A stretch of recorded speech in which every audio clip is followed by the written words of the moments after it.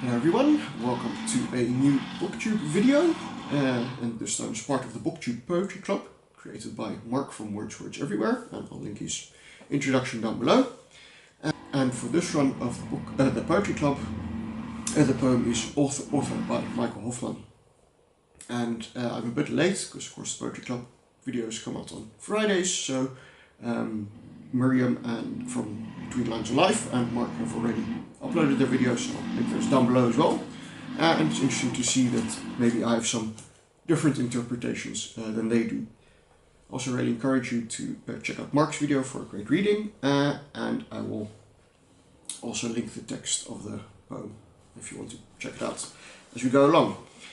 So the poem features this kind of dialogue, well, it's more of a monologue, but there's an author who's being addressed by the narrator of the poem. And I think how you read the poem depends very much on whether you take what the narrator is saying as being straight at face value, or whether you're meant to take it ironically. And interesting thing is, if I look at the way Marcus interpreted the poem, we've kind of switched on what we consider to be things we take straight and things we take ironically. And so, for example, the opening stanza: imagine Flaubert with a wife and 4 children, a bread and butter job at the university, worries about taxes and high blood pressure. So you can kind of, the ironic reading of that is, Flaubert is the famous French author, and the ironic reading is, imagine if Flaubert would have had a wife and 4 children. Obviously that's not compatible, right? Because the theme of this poem as a whole seems to be that this author feels himself trapped in family life and these obligations as a husband and a father, and feels that gets in the way of his greatness of writing great stuff, making great art. So one way of reading that is, imagine, you can't imagine Flaubert having a wife and children. That wouldn't work. He could have never produced the work he did. This is kind of the ironic reading. You can also interpret it very differently. If you take it at face value, maybe this is the narrator introducing us to the author and saying, okay, if you want to picture what this author is like, start with Flaubert, but then add on a wife and 4 children, and that will give you an idea of what he's like. And there's also then a slight, because he's also addressing this to the author, there's a slight arrogance or hubristic element in that, like, so when you think of yourself, you're comparing yourself to this great Flaubert, this great author, but are you actually as great as him? And I think both readings work in the sense of the poem, and it's where the one kind of more reflects the author's view, that he is shackled by his family from achieving his ultimate greatness, and the other is maybe more outside view, more, I hesitate to say objective, but where it's kind of slightly mocking the fact that this author thinks of himself as being great and shackled, when maybe he's just mediocre and his family doesn't actually have anything to do with that. And then we get the next one: all obligations are a curse for the writer, but for them you would still be the young man with the ironical smile and porcupine haircut. So Mark already pointed out a bit, that this thing about obligations being a curse, that he takes issue with that. He says, well, your obligations give you life experience that provides you material to work on as a writer. It's very true. I think beyond that, there is sometimes this trope, that great artists should be solely focused on their art. It should be the only thing they care about in life. And anything that is not their art is kind of detracting away from that. Whereas, it's not true.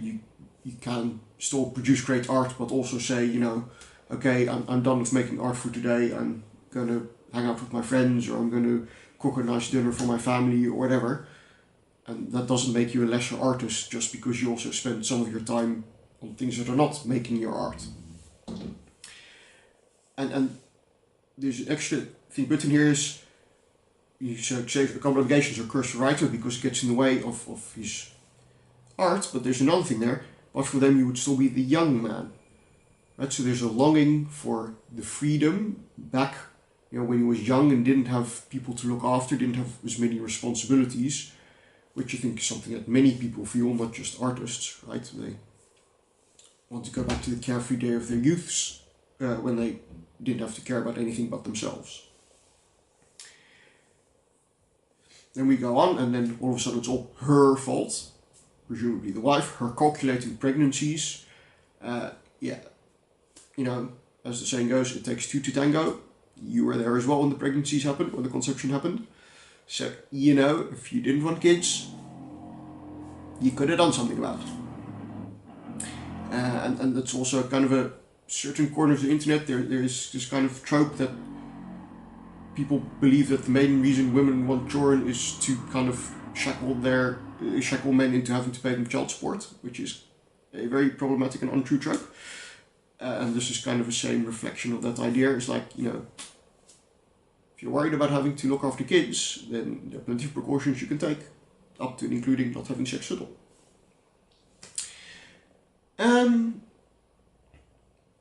Then we get the stands referring to Louise Colette, who was Flaubert's lover, or so Wikipedia informed me.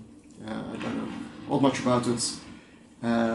Yeah, Flaubert never married or had children. He did have lots of sexual encounters, and he had one serious romantic relationship. Again, all of this is just from Wikipedia, so don't look at me as some expert on French literature.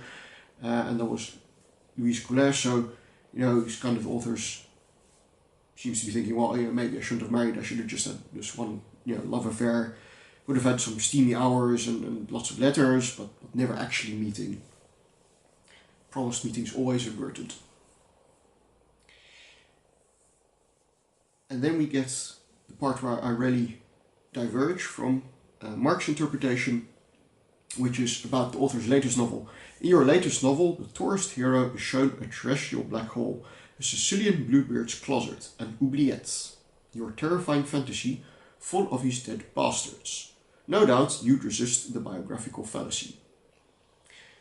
So, Mark interpreted this as, again, a reflection of the author feeling trapped. You know, he's trapped in oubliette. This is a special type of prison cell where prisoners report who were then forgotten about. Oubliette comes from the French oublier, to forget.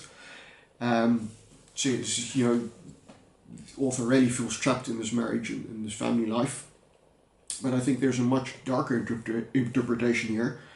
And the clue to that is, apart from your terrifying fantasy, but what the fantasy is not the being trapped or being a prisoner. The clue is in a Sicilian bluebeard's closet. So Bluebeard is a fairy tale character, and I'm not too familiar with the fairy tale, but the kind of upshot of it is that Bluebeard went around chopping his wife's heads off. I think kind of like on the wedding night or the day after the marriage, he would chop off his wife's head and he'd keep the bodies in the closet somewhere, and I think eventually one of his newlywed wives finds all these bodies, and I forget how the story turns out. But yeah, if you take that Bluebeard story, then the terrifying fantasy is not that the author is trapped, but that he can fill a closet with these dead bastards. So the author is fantasizing about getting out of his marriage by murdering his family, which I think is indeed rather terrifying on a whole nother level. And then we get kind of the breezy assertion, no doubt you'd resist the biographical fallacy. I think again you can interpret that multiple ways. So the biographical fallacy, I haven't looked this up, but I'm pretty sure it means something like assuming that characters in a poem or in a book actually represent the author. Of course, you know, the author can write whatever, it doesn't have to represent their own viewpoints. And so you can interpret this multiple ways. You can say, no doubt you'd resist the biographical fallacy, as in, if anybody would, you know, ask you about this, you say, no, there's just some character I made up, it's not me, it's not what I think. Or it's, well, I'm not too worried, I'm sure you wouldn't actually murder your family. You'd resist becoming like this character you wrote down. It's just something you wrote down, something you actually want, right? So yeah, it's a very dark stuff going on there. Then we go slightly lighter. We go on to the parents, and last year we learned that your parents, whom we had presumed missing or dead, were alive. And the we here, I think, is the public at large, right? So, you know, in your interviews or whatever, you never talked about your parents, so we all thought they were dead. But it turns out they weren't dead, they were still alive, you just didn't care about them. And then again, we go back to the death. So in the German phrase, they were dead for you.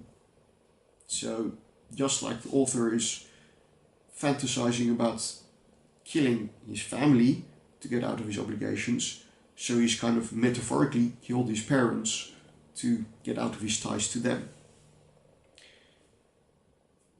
So how can we expect you to be a family man if you can't be in touch with your parents, if you just ignore them, pretend they're dead? Obviously, we shouldn't expect you to be a family man. But yeah, it happened anyway. And then finally, the last stanza I had most trouble with understanding. And that's because I don't know enough about French literature, basically. So Balzac is another French author. So Balzac, the cowled monk bestriding naturalism. So he's from about the same era as Flaubert. And apparently he used to wear a monk's cowl because he enjoyed doing that.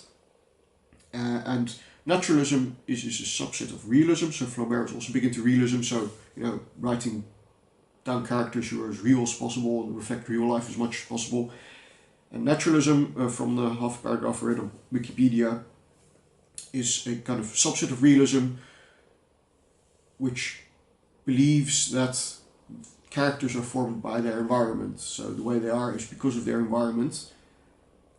So it's kind of a reflection that the author's character is a result of his obligations, of his environment. And so I don't know enough about the subtleties and the distinctions between Flaubert and Balzac, but in the end the narrator is kind of suggesting that the author is more like Balzac than like Flaubert. But yeah, I don't know enough about either of them to really understand the significance of that comparison. Anyway, that was my thoughts about author. Enjoyed reading it, so thank you very much to Mark for suggesting it. My nomination for the next or for picks for future poetry club would be Ode by author Shaughnessy. Let me double check the name, if not I'll put the correct name in the link below.